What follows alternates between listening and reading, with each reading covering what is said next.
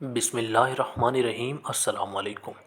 حضرت جابر بن عبداللہ انصاری رضی اللہ عنہ کی روایت ہے کہ ایک انصاری نوجوان نے اسلام قبول کیا جس کا نام ثعلبہ بن عبد الرحمن تھا۔ یہ نوجوان رسول اللہ صلی اللہ علیہ وسلم کی خدمت کیا کرتا تھا۔ ایک مرتبہ رسول اللہ صلی اللہ علیہ وسلم نے انہیں کسی کام کے لیے بھیجا تو انہوں نے گزرتے ہوئے ایک انصاری کے گھر جھانک لیا تو اندر عورت غسل کر رہی تھی۔ اب اس نوجوان کو خوف لاحق ہوا کہ کہیں ایسا نہ ہو کہ میری اس حرکت کی رسول اللہ صلی اللہ علیہ وسلم کو بذریعہ وحی اطلاع ہو جائے، لہٰذا خوف اور شرمندگی کے باعث وہ واپس بارگاہ رسالت میں حاضر نہ ہوا اور وہاں سے بھاگ کر مدینہ کے پہاڑوں میں جا کر چھپ گیا۔ جب اسے غائب ہوئے 40 روز گزر گئے تو حضرت جبرائیل علیہ السلام نازل ہوئے اور فرمایا، اے محمد صلی اللہ علیہ وسلم، آپ کا رب آپ کو سلام کہتا ہے اور یہ کہ آپ کی امت کا ایک شخص ان پہاڑوں کی اوٹ میں چھپا مجھ سے پناہ کی درخواست کر رہا ہے۔ رسول اللہ صلی اللہ علیہ وسلم نے فرمایا اور حضرت عمر فاروق رضی اللہ عنہ اور حضرت سلمان فارسی رضی اللہ عنہ سے کہا کہ تم دونوں جاؤ اور اس نوجوان ثعلبہ کو تلاش کر کے میرے پاس لاؤ۔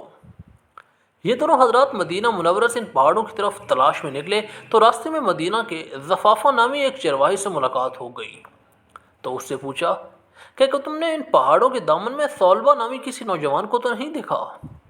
اس نے کہا کہ شاید آپ لوگ جہنم کے ڈر سے بھاگے ہوئے نوجوان کے بارے میں سوال کر رہے ہیں۔ ان حضرات نے کہا، تمہیں کیسے معلوم ہوا کہ وہ جہنم سے بھاگا ہوا ہے؟ چرواہے نے کہا کہ وہ اس لیے کہ جب آدھی رات گزرتی ہے تو اپنی پیشانی پر ہاتھ رکھ کے پہاڑوں کے دامن سے نمودار ہو کر اس طرح صدا لگاتا ہے کہ اے کاش تو میری روح کو بھی روحوں میں قبض کر لیتا اور جسم کو جسموں میں، اور مجھے فیصلے کے دن کے لیے مؤخر نہ کرتا۔ حضرت عمر نے فرمایا کہ ہاں، ہم اسی نوجوان کی تلاش میں ہیں۔ تو چرواہا انہیں پہاڑوں کی طرف لے کر چلا، یہاں تک کہ جب آدھی رات کا وقت ہوا تو وہ نوجوان حسب معمول اپنی پیشانی پر ہاتھ رکھ کے نمودار ہوا اور وہی الفاظ دہرائے کہ اے کاش تو میری روح کو بھی روحوں میں قبض کر لیتا۔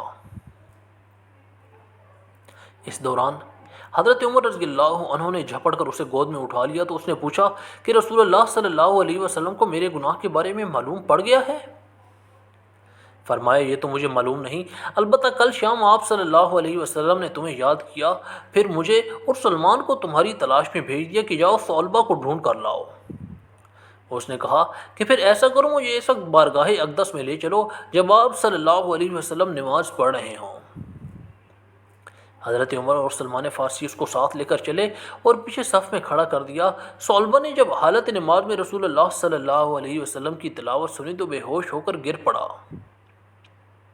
سلام کے بعد جب رسول اللہ صلی اللہ علیہ وسلم نے حضرات سے ثعلبہ کے بارے میں پوچھا تو عرض کیا گیا، یا رسول اللہ صلی اللہ علیہ وسلم، یہ رہا ثعلبہ۔ رسول اللہ صلی اللہ علیہ وسلم نے اسے ہلایا تو وہ ہوش میں آ گیا۔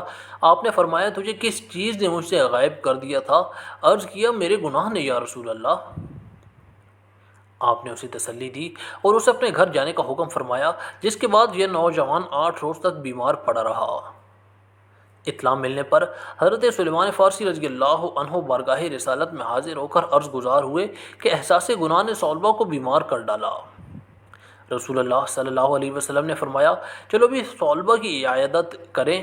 آپ صلی اللہ علیہ وسلم اس کے پاس عیادت کرنے تشریف لائے، اس کا سر اپنی گود میں لے لیا اور پھر فرمایا، اس وقت تم کیا محسوس کرتے ہو؟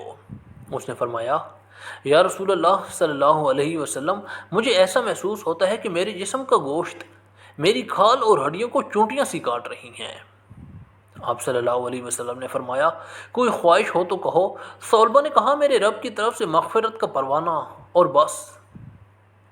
حضرت جبرائیل علیہ السلام نے نزول فرمایا اور فرمایا، اگر یہ بندہ زمین کی مقدار کے برابر گناہ کرتا تو اللہ اسی مقدار میں اپنی رحمت اور مغفرت کے ساتھ اس کا استقبال کرتا۔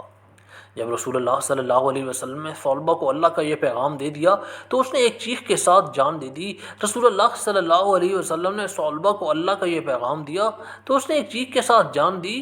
رسول اللہ صلی اللہ علیہ وسلم نے ثعلبہ کی تجہیز و تکفین کا حکم فرمایا اور نماز جنازہ کے بعد اسے لے کر نکلے تو ہم نے دیکھا کہ رسول اللہ صلی اللہ علیہ وسلم چلتے ہوئے انتہائی احتیاط کے ساتھ پورا پاؤں زمین پر رکھنے کے بجائے پنجوں کے بل چل رہے تھے۔